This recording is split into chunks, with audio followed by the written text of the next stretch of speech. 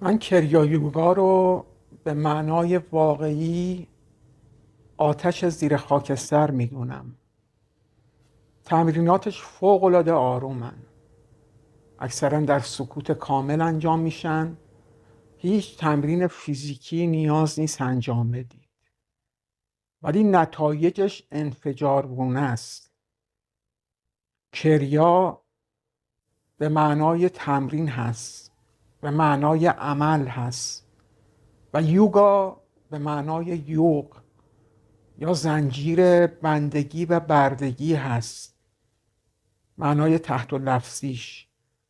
ولی کریا یوگا به معنای یوغ تمرین و عمل هست. یعنی باید این تمرینات رو بر وجودتون تحمیل کنید. تمریناتش بسیار ساده است، وقت زیادی از شما نمیگیره، هیچ تمرین فیزیکی هم نداره، ولی آثار انفجارگونه‌ای داره.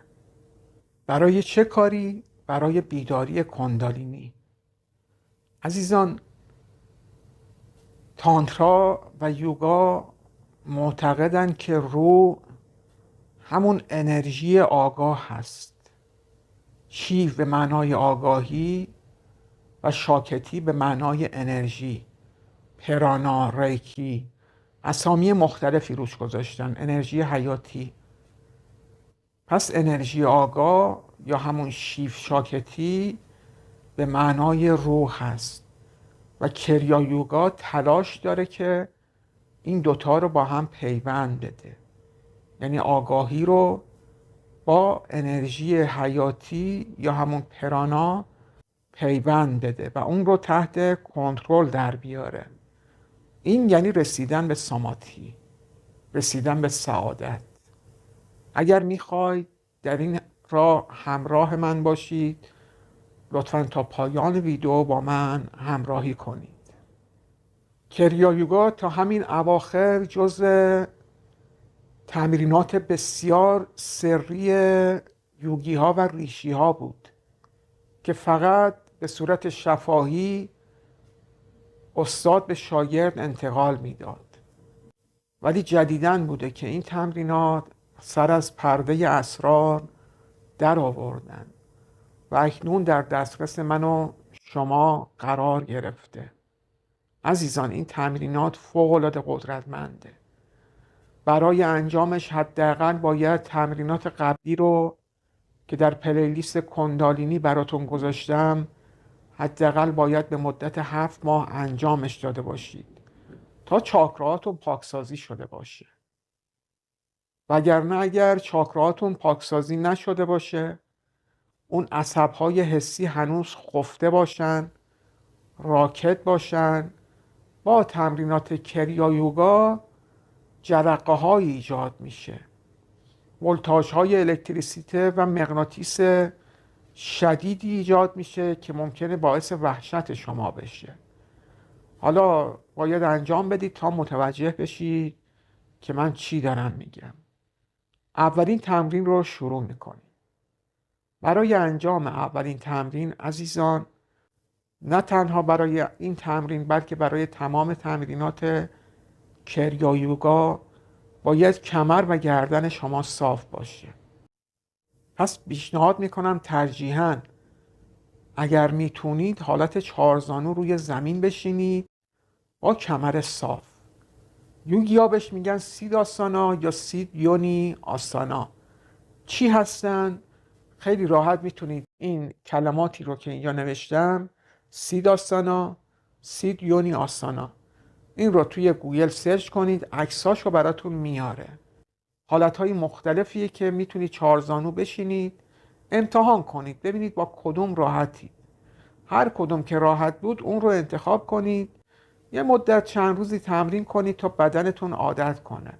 خیلی سریع عادت میکنه عزیزان، چون این حالتهای نشستن بدن رو قفل میکنه. یعنی بدون اینکه تلاش کنید کمرتون صاف میشه. در حالتهای دیگه نشسته اگر بخواید کمرتون رو صاف نگه دارید باید انرژی مصرف کنید، باید تلاش کنید و به خاطر همین کمرتون درد میگیره. ولی در حالت یوگی ها اگر بشینید به صورت خودکار بدنتون قفل میشه. یعنی چاره ای ندارید. بهترین حالتش همونه که کمر به صورت صاف و مستقیم قرار بگیره. پس پیشنهاد میکنم اگر میتونید در حالت سیداسانا یا سیدیونی آسانا قرار بگیرید.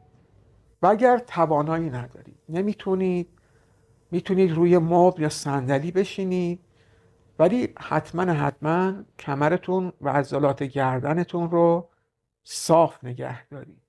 به چه منظور؟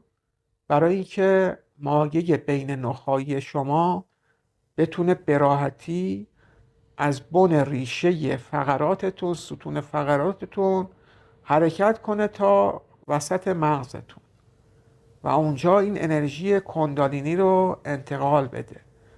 نه تنها این علتش هست، بلکه برای که بتونه جریانهای مغناطیسی و الکتریسیته پرقدرتی ایجاد بشه، باید کمرتون صاف باشه. در یک ستون فقرات یا مرکز نخاع خمیده، این میدانهای مغناطیسی و میدانهای الکتریسیته در هم ادغام میشن و اثر هم رو خنثی میکنن. باید به صورت مستقیم قرار بگیره. پس من برای ویدیوهای آینده دیگه تاکید نمی کنم. برای انجام تمرینات کریا یوگا در هر حالتی که نشستید حتما کمر و گردنتون صاف باشه. پس در یک حالت راحت بشینید با کمر و گردن صاف و چشماتون رو ببندید. بذارید چند دقیقه بگذره تا تنفستون آروم بشه. آروم و شمرده،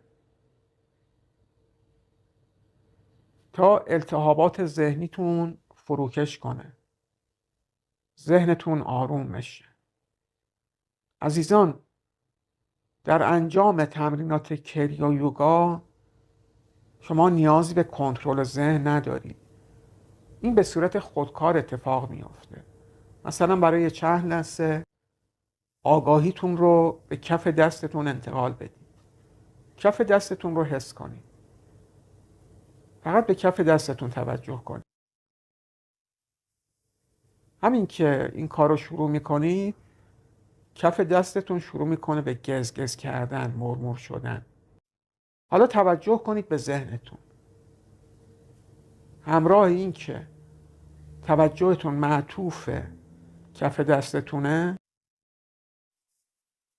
ذهنتون رو اسکن کنید. ببینید اصلا فکری میتونه بیاد یا نه.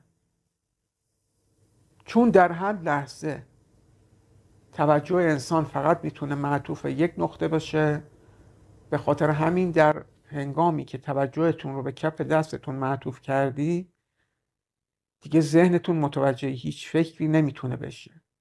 پس کنترل ذهن به صورت خودکار اتفاق میافته. نیازی نیست برای کنترل ذهنتون تلاش کنید.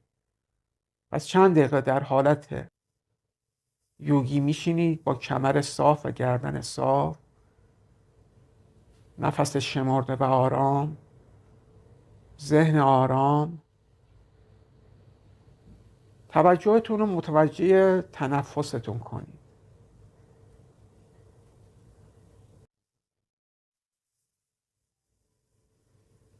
تنفستون رو دنبال کنید. تنفس که میاد داخل، میره تا سمت ناف و ناف رو بالا میاره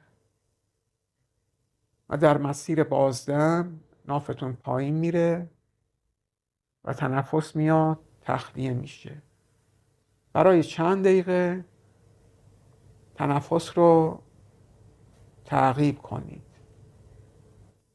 بعد از اینکه توی این کار مهارت پیدا کردید، به آرامش رسیدید، به ثبات رسیدید، حالا موقعشه که تکنیک اصلی رو انجام بدید. در اولین تکنیک کریا یوگا باید شما مانترای اوم رو با تنفستون ترکیب کنید. برای انجام این تکنیک باید مانترای اوم رو ادا کنید.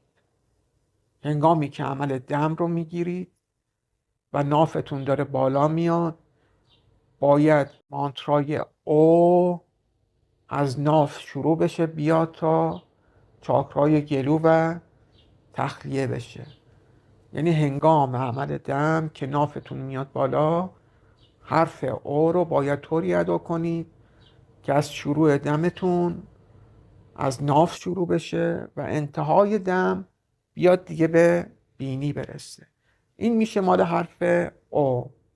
پس هنگام عمل دم او. و هنگام بازدم برعکسه، حرف میم رو باید ادا کنید. میم باید از داخل بینی شروع بشه در ابتدای بازدم. از داخل بینی میم رو ادا میکنید، حرکت میکنید، میایید تا به ناف میرسید. در انتهای بازدم شما باید به ناف رسیده باشید. توضیحش، اجراش بسیار سخته، چون من باید بلند برای شما ادا کنم و این امکان پذیر نیست. اگر مثلا برعکسش بود، یعنی همراه بازدم او رو من میتونستم ادا کنم، این درست بود، میشد ادا کرد. او، میبینید این حالت بازدمه، ولی ما میخوایم برعکسش رو انجام بدیم، یعنی هنگام عمل دم حرف او رو ادا کنیم که این امکان پذیر نیست. به صورت ذهنی امکان پذیره ولی نمیشه اجراش کرد. پس لطفاً اگر متوجه نشدید یک بار دیگه لطفاً توضیح رو از اول گوش کنید. عزیزان، این اولین تکنیک کریا یوگا بود، مخصوص عزیزانی که قبلاً چاکراهاشون رو پاکسازی کردن، نادیاشون رو پاکسازی کردن و الان آمادن برای تمرینات کریا یوگا.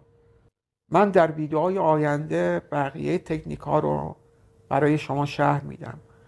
اکثر تکنیک ها به ظاهر شبیه هم هستن، پس من ناچارن همین توضیحاتی که برای این ویدیو ادا کردم برای ویدیوهای دیگه هم ناچارم ادا کنم، چون اکثر تکنیک ها شبیه هم هستن ولی اثرات مختلفی دارن.